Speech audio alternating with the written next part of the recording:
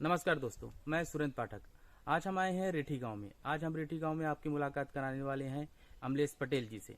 अमलेश पटेल की सबसे खास बात यह है कि इन्होंने गुलाब की खेती को एक ऐसा व्यवसाय बना दिया है जिससे वह लाखों की आय कर रहे हैं। इसके अलावा वह कुछ और काम भी करते हैं। चलिए आइए हम जानते हैं उनसे ही कि आखिर वह क्या क्या करते हैं। तो अमलेश जी, ये बताइए कि आप यहाँ गुलाब की खेती आपके जैसे बगिया में लगी हुई है, तो ये आप कब से कर रहे हैं? सर ये 15-16 से स्टार्टअप किया। अच्छा, तो इसके पहले आप क्या करते थे? इसके पहले खेती करते थे तो ट्रेडिशनल में ऐसे जैसे प्याज है और धान गेहूँ मतलब ऐसे खेती सब्जियां उगाते थे। जी। तो फिर आपको अचानक से ये कैसे ख्याल आया कि आपको ये गुलाब की खेती करनी चाहिए? हार्टिकल्चर में से संपर्क उद्यानिकी विभाग में गए तो गिरीश तिवारी जी कुछ कंपनी के आप कुछ अगर यहाँ गांव हमारा खेती से पहले से ही बड़ा वो था। उन्होंने कहा कि नहीं आप कुछ उद्यानिकी उसमें आइए जो से कि परमानेंट मंथली पर डे पैसा है और अच्छा वो रहे। तो आप ये गुलाब की खेती जैसे आपके यहाँ लगी, कितने एकड़ में लगाया है आपने? गुलाब 1 एकड़ में लगे। अच्छा, तो आपका ये जो गुलाब है ये कहाँ जाता है? केवल लोकल रीवा में कि कहीं और भी नहीं आपका ये नहीं गुलाब जाता है? ये लोकल के साथ साथ मेरा दिल्ली जाता है, बनारस जा रहा है, इलाहाबाद प्रयागराज है, नागपुर भी बीच बीच में जाते हैं, कभी कभी भोपाल भी भेजते हैं जैसा डिमांड जब। जी। तो आप गुलाब खेती के साथ साथ और आप क्या करते हैं? गुलाब के साथ साथ मैंने सब्जियों में जैसे शिमला नेट हाउस में बनाया, उसमें शिमले की खेती करवाता हूँ, ओपन में प्याज लगवाता हूँ। जी, शिमला की खेती आप कर रहे हैं, तो शिमला मिर्च की खेती आप कितने एकड़ में लगाए हुए हैं? शिमला मिर्च आधा एकड़ में है सर।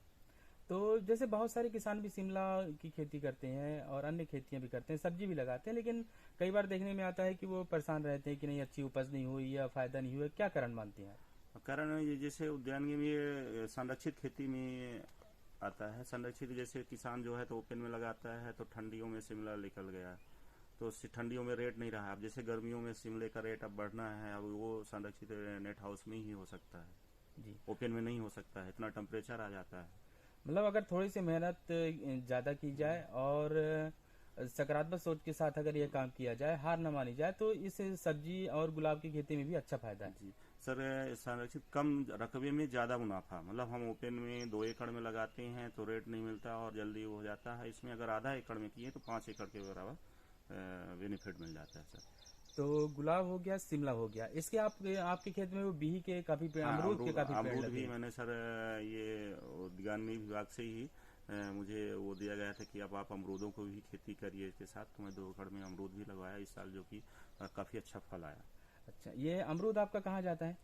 अमरूद तो सर मैं ठेके में दे देता हूँ, ये जो पासी होती हैं हमने ठेके में दे दिया जी। और उसके बाद वो बेचते हैं। कुछ है जैसे रीवा में छोटी पुल के पास वो लगाते हैं, कुछ इलाहाबाद लेके गए, वो जैसा जहाँ मार्केट रहा वो अपने हिसाब से अमरूद हम लगा के और ठेके में दे देता हूँ। अमरूद के आप जो अमरूद लगाए हैं उसकी क्या खासियत है वो?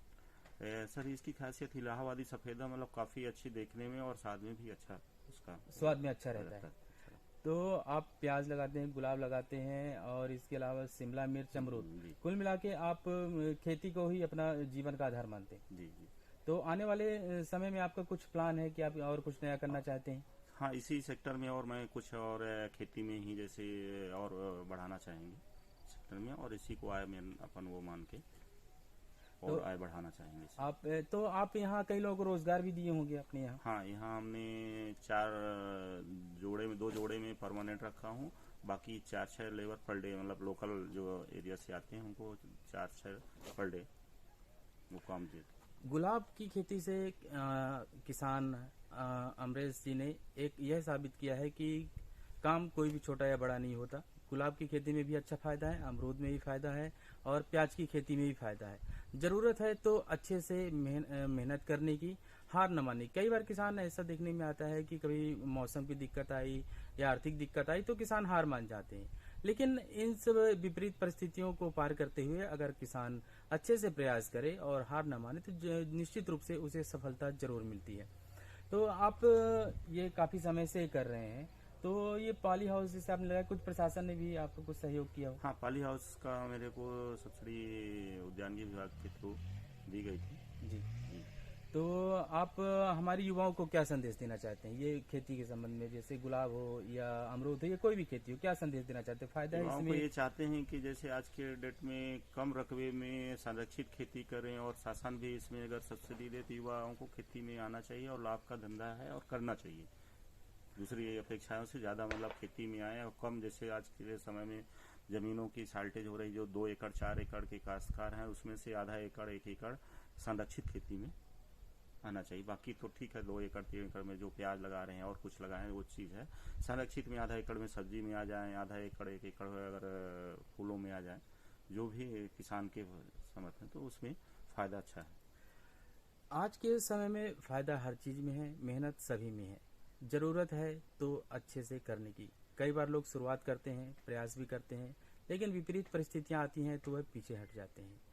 किसान अमरेश पटेल इस बात के उदाहरण है कि अगर अच्छे से प्रयास किया जाए, मेहनत की जाए तो हर क्षेत्र में सफलता मिल सकती है, चाहे वह खेती ही क्यों न हो। देखने में यह भी आया है कि अधिकतर गांव के लोग जो होते हैं वह अपनी मातृभूमि को छोड़कर बाहर जाते हैं, नौकरी करते हैं। नौकरी भी सही है, लेकिन एक अगर आपको अच्छा पैसा नहीं मिल रहा, अच्छी सैलरी नहीं मिल रही, तो कुछ समय बाद आप वापस आ जाएंगे। इसलिए अगर आप गांव में हैं और आपके पास जमीन है या फिर जमीन का आप किसी तरह से व्यवस्था कर सकते हैं, तो आपको खेती में भी अपना भाग्य जरूर आजमाना चाहिए। नमस्कार।